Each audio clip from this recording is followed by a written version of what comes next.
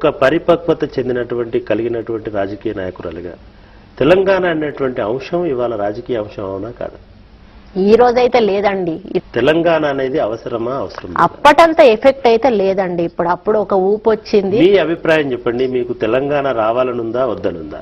సమైక్యంగా ఉంటేనే అభివృద్ధి జరుగుతుందండి. ఒకవేళ మీరు తెలంగాణను వ్యతిరేకిస్తారు? నేనైతే సమైక్యంగా ఉంటేనే బాగుంటుందని నా ఉద్దేశం అండి. ఓపెన్ గా చెప్తా ఉన్నాను. దానికి ఒకవేళ తెలంగాణ ప్రజలు బాధపడితే నేను క్షమించమని కూడా వేడుకుంటా ఉన్నాను.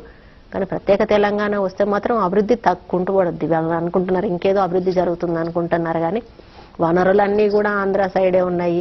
కలిసి ఉంటేనే ఏదైనా సుఖం ఉంటుంది. విడదీస్తే ఏమొస్తుంది? అంటే ఇవాళ రాజశేఖర రెడ్డి లేడు. రాజశేఖర రెడ్డి గారికి ఆయన కుటుంబానికి ఏం ఎఫెక్ట్ పడదు.